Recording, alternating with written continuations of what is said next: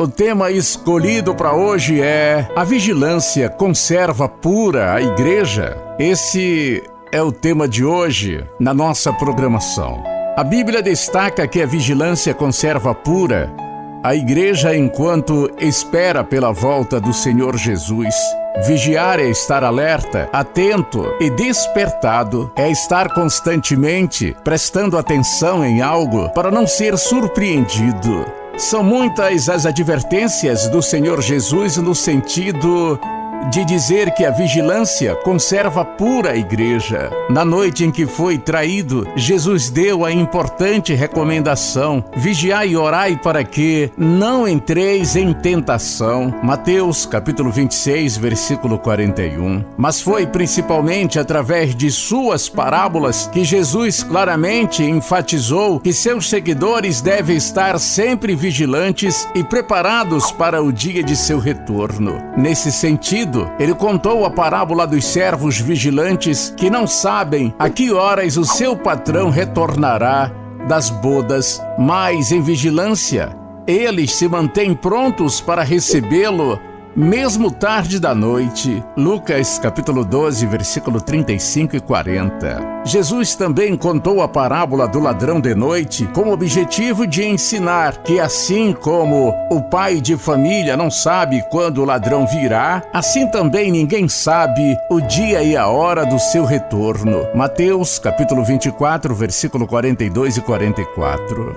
Então é preciso vigilância constante para não ser surpreendido pelo retorno de Cristo como um ladrão. Outra parábola também que enfatiza que a vigilância conserva pura a igreja é a parábola das 10 virgens. Na parábola, as 5 virgens prudentes mantiveram suas lâmpadas abastecidas até a chegada do noivo, enquanto 5 virgens insensatas tentaram sair para comprar óleo para suas lâmpadas à meia-noite, quando o noivo estava chegando. Mas aqui pode surgir uma pergunta: por quanto tempo os cristãos devem estar vigilantes? Para responder esta pergunta, a parábola das 10 virgens é particularmente importante. Isso porque o noivo chegou à meia-noite. Mas para entendermos o que essa informação tem a ver com a vigilância, precisamos considerar o que esse horário meia-noite representa na Bíblia. O horário da meia-noite na Bíblia. A expressão meia-noite, muitas vezes, mexe com o imaginário das pessoas, mas a Bíblia não atribui qualquer significado místico ao horário da meia-noite. Embora seja verdade que eventos bíblicos importantes ocorreram por volta da meia-noite, na Bíblia a expressão meia-noite geralmente traduz o hebraico Hassi Halayala no Antigo Testamento. Esse vocábulo hebraico significa literalmente a meia-noite. No Novo Testamento, o termo grego mesonukotion é o mais utilizado para se referir à vigília da meia-noite. Mas os povos antigos não tinham uma contagem de horas tão apurada como temos na atualidade. Para eles, a meia-noite era muito mais uma marcação de um período que indicava a metade da noite do que uma hora exata. Inclusive, é interessante saber que na antiguidade as pessoas dividiam a noite em turnos, ou seja, em vigílias. Os judeus, por exemplo, dividiam a noite em 3 vigílias: a vigília do princípio da noite, a vigília da meia-noite e a vigília do amanhecer. Acontecimentos bíblicos perto da meia-noite. Obviamente, os escritores bíblicos fizeram várias referências à vigília da meia-noite nos textos das Escrituras. Isso significa que muita coisa na história bíblica aconteceu perto da meia-noite. Por exemplo, começando pelo Antigo Testamento, o livro de Êxodo diz que o Senhor feriu todos os primogênitos do Egito por volta da meia-noite. Êxodo capítulo 11, versículo 4. O escritor de Juízes registra que Gideão atacou os medianitas perto da meia-noite, no momento em que as defesas dos adversários estavam mais vulneráveis com a troca de sentinelas. Juízes capítulo 7, versículo 19. O mesmo escritor também escreve que mais tarde o forte Sansão se levantou meia-noite e arrancou os portões da cidade de Gaza. Esse era o pior tipo de humilhação que uma cidade poderia receber, pois naquele tempo os portões simbolizavam o poder e a soberania de uma cidade. Juízes, capítulo 16, versículo 1 e 3. O salmista no Salmos 119 diz que ele se levantava à meia-noite para louvar a Deus por 2 dos seus retos juízos. Com isso, ele enfatiza que o homem deve louvar a Deus de todo o seu coração e a todo tempo.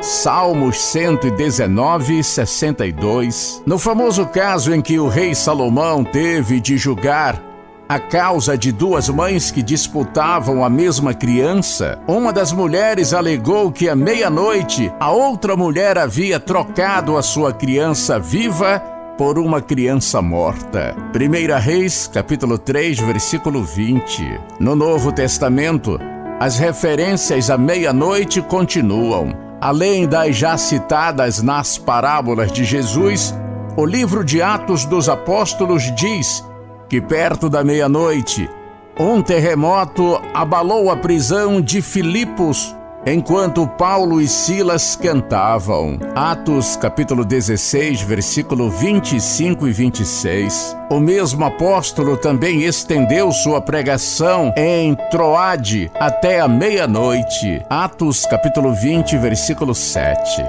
O significado da vigília da meia-noite.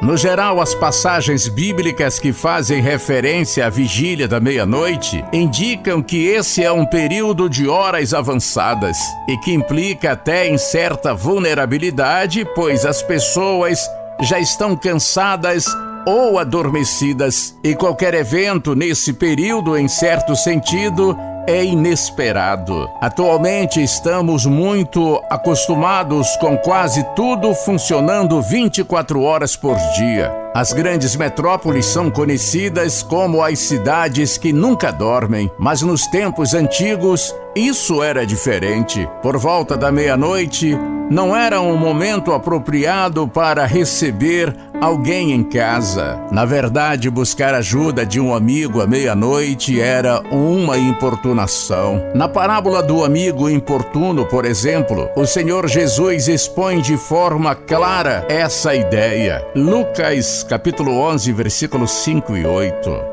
Mas é interessante que no significado dessa mesma parábola, Jesus usou esse princípio da importunação à meia-noite para ensinar sobre o valor da persistência na oração. Os crentes podem recorrer a Deus a qualquer momento e jamais serão vistos por Ele como importunos. Por fim, com todo esse significado emprestado, o Senhor Jesus, na parábola das 10 virgens, diz que o noivo chegou perto da meia-noite. Daí vem o simbolismo popular entre os cristãos que relaciona o momento da volta do Senhor Jesus com o horário da meia-noite. Isso geralmente é feito com o propósito de enfatizar que, embora o momento da volta de Cristo já esteja determinado e certo, ele é também desconhecido para os homens e inesperado para muitos. Cristo voltará quando as pessoas pensarem estar vivendo na mais perfeita paz e segurança, e então lhes sobrevirá a repentina destruição. 1 Tessalonicenses, capítulo 5, versículo 3. A vigilância conserva pura a igreja. Ainda na parábola das 10 virgens, o Senhor Jesus diz: mas à meia-noite ouviu-se um clamor, aí vem o esposo, sai-lhe ao encontro. Mateus capítulo 25, versículo 6. Na parábola, as 10 virgens, que eram basicamente damas de honra, se levantaram e prepararam suas lâmpadas para que pudessem encontrar o noivo. Mas metade das moças não conseguiu manter suas lâmpadas acesas porque não tinha azeite para usar como combustível. A chegada do noivo somente à meia-noite mostra que os crentes devem estar vigilantes o tempo todo. Eles devem estar preparados para uma longa espera. Essa preparação constante, com a vida sempre consagrada ao Senhor, separa os prudentes dos insensatos. Vigiar e se preparar por pouco tempo é tolice. As virgens insensatas talvez esperassem que o noivo chegaria mais cedo. Quando ele finalmente chegou, elas estavam despreparadas. As virgens insensatas até tentaram comprar inutilmente azeite para suas lâmpadas. Onde elas poderiam encontrar uma venda aberta à meia-noite? Nesse ponto, o que fica claro é que quando o noivo chegar, não haverá mais tempo para nada. Portanto, devemos estar vigilantes e preparados, porque não sabemos quando será a meia-noite em que Cristo voltará. Amém?